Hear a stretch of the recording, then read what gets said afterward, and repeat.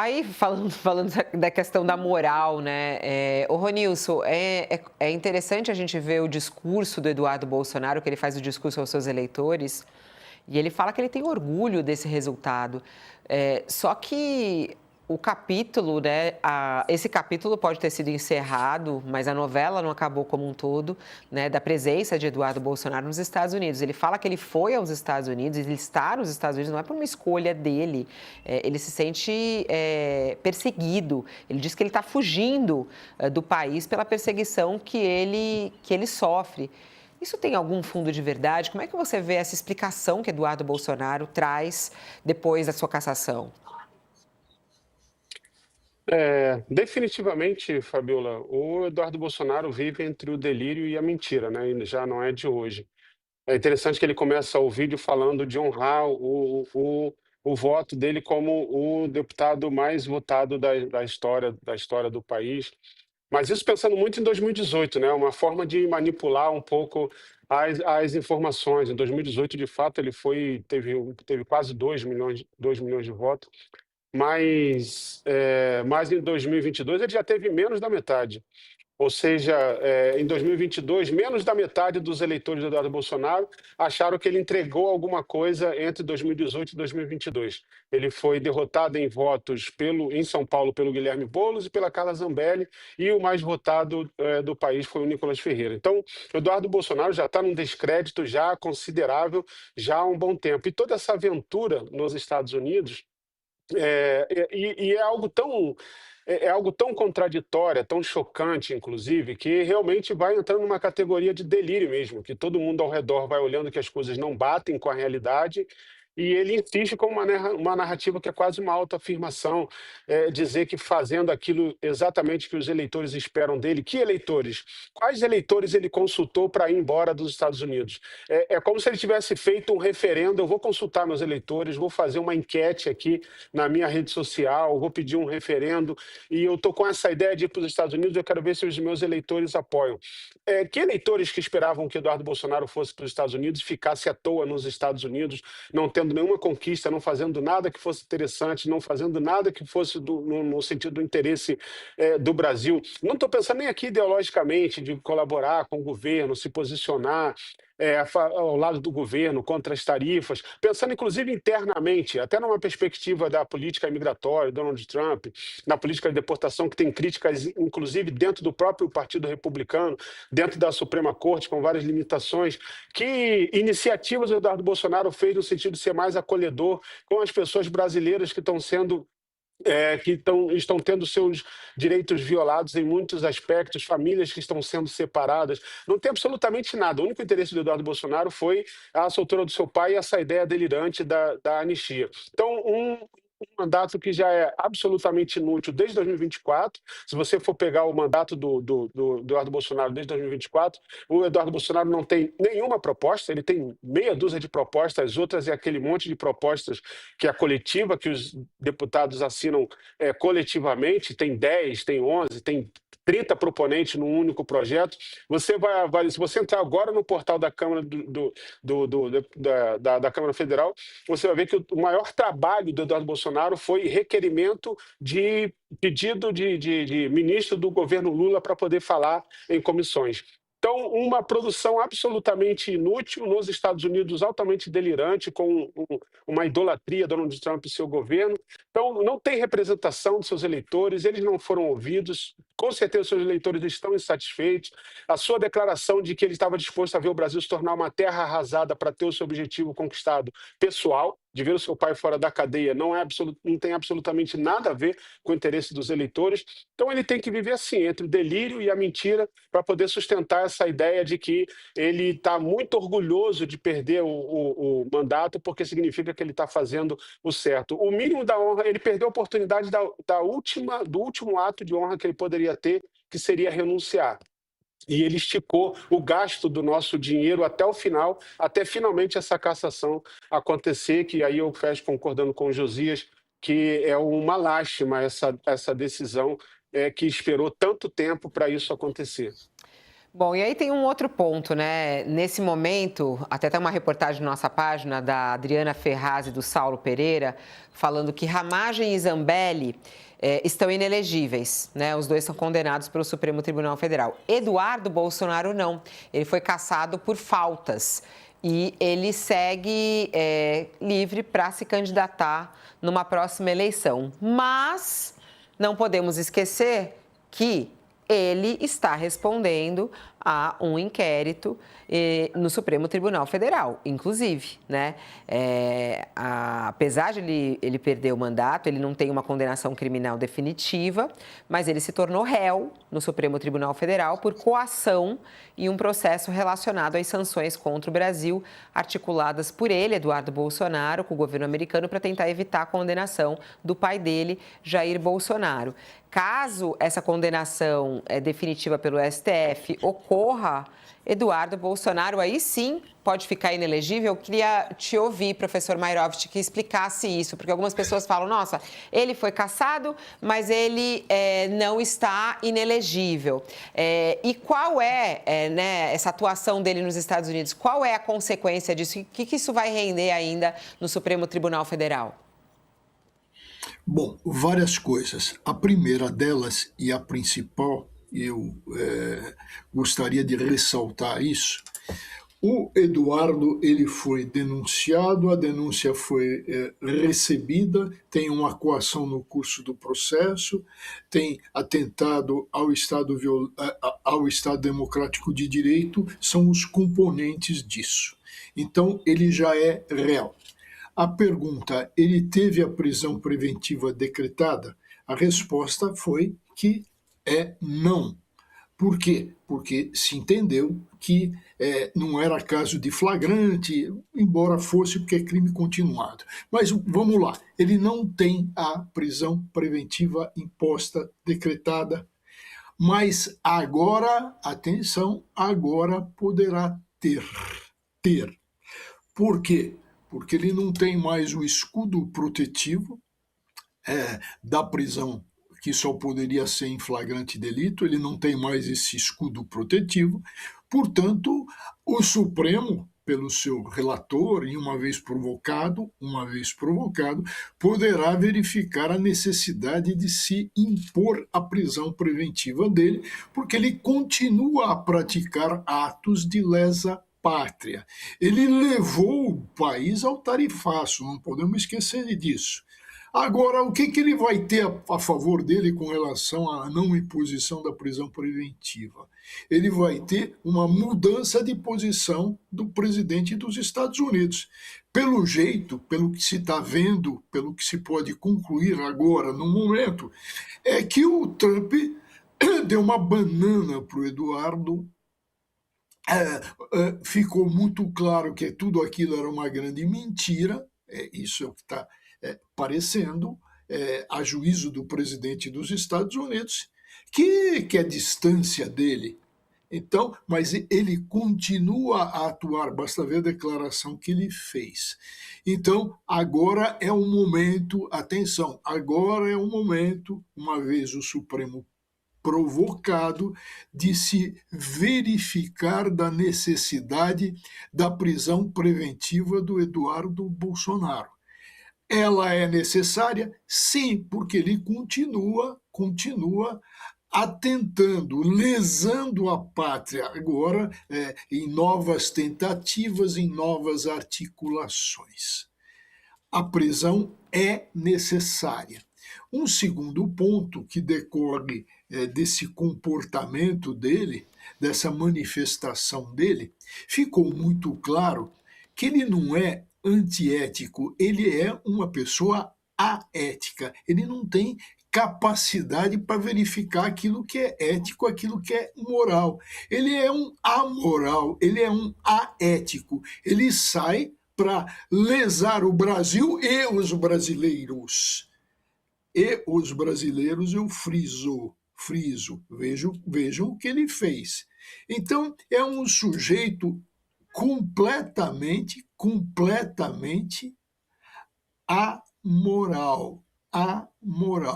Esse é o quadro que se está a mostrar. Volto. ele acabou sendo afastado, perdendo o mandato por faltas. Ele não cumpriu aquilo que ele prometeu, ou seja, cumprir o que é representar os cidadãos. Não, ele deixou todo mundo na mão e foi, como o Ronilson destacou, foi em busca do que da impunidade ao pai, da volta ao pai à política, no interesse pequeno da própria família Ô, e ele, evidentemente. uhum. Eu queria saber mais sobre o Ramagem, mas antes, essa história da prisão do Eduardo Bolsonaro. Queria ouvir o Josias, né? Que impacto político isso teria, o Josias? Porque, na verdade, você falou já tão bem a respeito disso, né? Todos os sonhos, os objetivos aí de Eduardo Bolsonaro foram sendo rifados, né? Ele não conseguiu nada do que ele queria, né? Isso foi sendo, assim, muito pelo contrário, está passando até um pouco de vergonha em relação a tudo que ele desejava, né? A última nota dele mostra um pouco disso. Você vê a necessidade dele ser preso, essa prisão ser decretada? Qual seria o impacto disso, Josias? O crime imputado a ele, Fabíola, que é coerção no curso do processo, ele agiu, cavou providências nos Estados Unidos para inibir o Supremo, para impedir que o Supremo tomasse decisões que tomou, finalmente, em relação ao pai dele. Isso está previsto ali no Código Penal como uma pena que é inferior a 8 anos, 4 anos, alguma coisa de cadeia. Então, em tese, ele, mesmo que seja condenado, e será, o crime, em tese, não justificaria o regime fechado.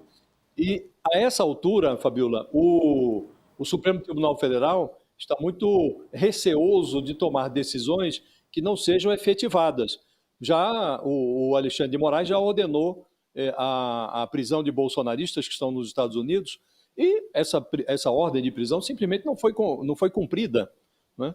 E agora o governo iniciou um processo, um pedido de extradição e vai ter que ralar para trazer de volta o deputado Alexandre Ramagem, que é um fugitivo, condenado já a 16 anos de cadeia, né?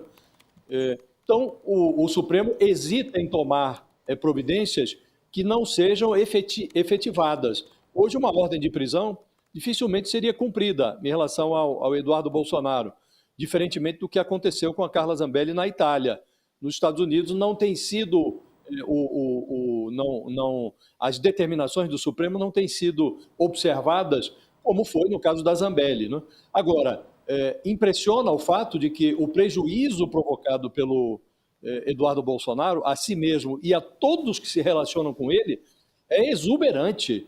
É exuberante. O pai foi para a cadeia e o processo, a movimentação do Eduardo Bolsonaro nos Estados Unidos potencializou o desejo do Supremo de realizar o processo, de sentenciar o Bolsonaro e os seus cúmplices. O Centrão, que hesitava em atacar o Eduardo Bolsonaro em público, está sofrendo um prejuízo impressionante, um prejuízo político, desde que o Eduardo Bolsonaro associou o conservadorismo brasileiro a essas providências, taxação dos Estados Unidos contra produtos brasileiros, da pauta de exportações do Brasil, a punição de autoridades do judiciário brasileiro, do executivo, tudo isso foi visto como uma traição à pátria. E a direita brasileira pagou, beijou a cruz e de graça, porque só teve prejuízo. E tudo o que ele tinha obtido está ruindo. As tarifas já começaram a ser anuladas, a imposição da lei Magnitsky contra o Alexandre de Moraes e a mulher dele já foi suspensa pela Casa Branca. Então sobrou, Fabíola, o prejuízo. E no caso do Eduardo Bolsonaro, o prejuízo também é eloquente. Ele se desmoralizou como político. Cada vez que se explica, ele se desmoraliza um pouco mais, se orgulha de ter traído a pátria, diz que não vai parar por aqui, e aí nesse ponto ele tem razão. Não vai parar mesmo. E falta isso que você realçou, Fabíola, falta a sentença do Supremo Tribunal Federal. E aí, depois da emissão dessa sentença, que virá com certeza no primeiro semestre do ano que vem, o Eduardo Bolsonaro sofrerá a principal consequência, que é a inelegibilidade. A Câmara, com a sua inação, terceirizou ao Supremo Tribunal Federal a tarefa de banir o Eduardo Bolsonaro das urnas. Isso será feito no primeiro semestre do ano que vem, quando ele será condenado, hoje ele é réu no Supremo, será condenado por conta desta atividade que desenvolveu nos Estados Unidos, e dessa condenação, se não resultar a prisão, porque ele continuará refugiado enquanto puder nos Estados Unidos, a consequência prática é a inabilitação dele para participar de eleições. Perderá os direitos políticos, Fabíola, ficará numa situação semelhante à do pai. Então, essa é a principal consequência. E não há no Supremo quem duvide da condenação do Eduardo Bolsonaro. Então, o está registrado, ele tem um encontro marcado com essa condenação e não poderá fazer o único que ele sabe fazer na vida. A exemplo de todos os membros da família Bolsonaro, o Eduardo Bolsonaro nunca produziu um palito de fósforo. Não sabe fazer outra coisa senão pendurar os seus interesses no déficit público do Brasil. E sem mandato, ele terá que trabalhar. O desafio do Eduardo Bolsonaro hoje é esse. Ele precisa arrumar alguma atividade útil, Fabíola, que lhe permita encher a geladeira. Porque em algum momento também a picaretagem do pai não será suficiente para sustentá-lo nos Estados Unidos. Então, as consequências para ele são inevitáveis. Agora, o pedido de prisão hoje eu acho que seria inócuo, Fabíola. Tem muita gente comentando aqui no nosso chat. O Moraes diz o seguinte: eu queria saber com que dinheiro ele está vivendo lá. Mas o pai dele mandou Pix para ele, isso daí ele já até confirmou e tudo mais. Jair Bolsonaro mandou Pix para ele. Aí ele falou assim, porque é importante saber como é que ele está vivendo lá nos Estados Unidos. Está dizendo aqui o Moraes no nosso chat, muitos outros estão comentando sobre essa situação de Eduardo Bolsonaro. Para quem está conosco na TV, um intervalo, mas a gente segue aqui pelo YouTube, inclusive com a análise do Ronilson Pacheco, porque muita gente fala, não deu certo o que ele estava querendo fazer nos Estados Unidos, mas será que ele não tem que ser punido pelas tentativas? Esse Claro, é um ponto, né? Ele já saiu emendando, eu ia te jogar a bola. Eu ia já jogar, mas tu já saiu roubando a bola e já foi pro gol, ó. Chum, vai lá, chuta lá e faz. Não, é porque não tem muito o que comentar, né? A gente tá...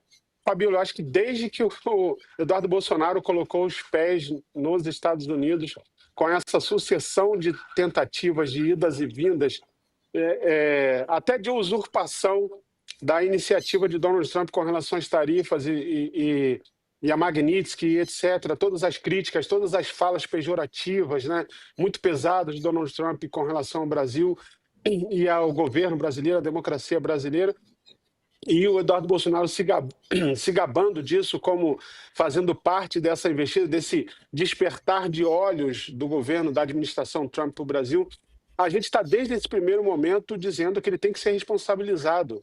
Essa que é a questão, né? Que é meio que um consenso aqui do quão tarde chega essa cassação. Porque ela virou quase uma anedota. Ele está sendo cassado por faltas. Ele poderia estar fazendo qualquer coisa, desde que, se ele estivesse indo e voltando, ele poderia continuar fazendo o que ele estava fazendo. Se ele criasse um esquema para ele, híbrido, de ficar uma semana nos Estados Unidos e uma semana no Brasil, usando passaporte diplomático, indo e voltando, ele poderia continuar fazendo o que ele estava fazendo. Então, assim, é uma coisa que não tem noção. É óbvio que ele tem que ser responsabilizado. Tem que ser responsabilizado pelo abandono de um país. Eu imagino a possibilidade de um parlamentar americano ir para a Rússia fazer o que Eduardo Bolsonaro fez com relação ao Brasil. É fora de cogitação, E só um parlamentar faria isso, e só uma vez, porque ninguém faria de novo. Porque a resposta dos Estados Unidos não seria uma resposta simples. Então, ele simplesmente abandonou, ele, jogou para outro time, ele fez uma escolha, ele criou o mundo dele de poliana e foi viver o mundo dele de poliana e deixou o Brasil no mundo real. Então, assim, se tem que ser responsabilizado, é claro que tem que ser responsabilizado. Está demorando uma responsabilização que seja mais dura e coerente com a dimensão. Teve muita repercussão pelas redes sociais em relação a essa cassação. A gente tem aí os apoiadores dele, como o próprio Sóstenes Cavalcante, anunciou que vai recorrer da decisão da mesa diretora. Falou lá, milhões de brasileiros que confiaram seus votos a Eduardo Bolsonaro e ao delegado Ramagem ficam hoje sem representação. Teve também o Nicolas Ferreira, que colocou lá, tratar o exílio político como falta injustificada é distorcer a lei para legitimar uma punição que jamais passou pelo crivo do voto no plenário. Estamos de volta para quem estava conosco na TV, falando ainda sobre a cassação de Ramagem e de Eduardo Bolsonaro. Claro que os seus apoiadores saíram em defesa dele pelas redes sociais, como Nicolas Ferreira, Sóstenes Cavalcante, entre outros. O professor Walter Mairovich está me mandando mensagem aqui, falando que, por conta de tudo isso, dessa atuação de Eduardo Bolsonaro nos Estados Unidos, é que a decretação da preventiva seria necessária. É isso, professor Mairovich? Explica aqui para a gente, ao vivo, o que estava me contando aqui no Zap. Tem um aspecto simbólico, evidentemente, o que ele fez e a necessidade dessa prisão, porque ele continua a fazer. Ele diz o tempo inteiro que ele está lutando fora, que ele não quer voltar, quer continuar essa sua luta. Ora, com a prisão preventiva fica esse discurso a cabo. Não é que ele não quer voltar, ele não pode voltar, porque será preso. Essa prisão, além de necessária, tem todo esse conteúdo simbólico. Agora, com relação ao Ramagem, eu gostaria de colocar um ponto que eu não engoli, viu, Josias, viu, Ronilson, que está lá numa conclusão. Primeiro que se iria cumprir evidentemente que sim, o quê? Uma decisão do Supremo que o efeito da condenação era automático, mas eles botaram lá uma coisa que eu não engoli. Ou seja, faltas futuras do Ramagem levaria a isso, porque ele está fora do país. Ora, como faltas futuras? O ponto era um só, o efeito da condenação. Que faltas futuras? Isso aí é coisa de se imaginar, olha, faltas futuras. Não, coisas certas, ou seja, o efeito da condenação com trânsito em julgado, só isso. Faltas futuras é duro, é boa essa. 11 horas e 32 minutos. Vai, Josias, vai, Só Josias. uma observação rápida. Acho que eles fizeram isso porque numa decisão pretérita, tomada há mais tempo pelo ministro Luiz Roberto Barroso, quando a Câmara tinha também resgatado o mandato de um parlamentar condenado no Supremo, o Luiz Roberto Barroso determinou a suspensão dessa decisão do plenário da Câmara, exatamente como está acontecendo agora com Alexandre Ramagem. E ele falou, na decisão dele, não me lembro os termos, mas o sentido era, não se pode considerar que tem direito a um mandato, o parlamentar que, condenado ao regime fechado, não terá condições nem de comparecer à Câmara. Então é uma ficção, é um mandato que não é impossível de ser efetivado, porque a pessoa vai estar em cana, não vai ter condições de comparecer ao plenário. Então acho que por isso é que eles, de olho nessa jurisprudência do Supremo, fizeram essa observação. Mas realmente é uma observação meio desnecessária, né? Até ofensiva em certa medida.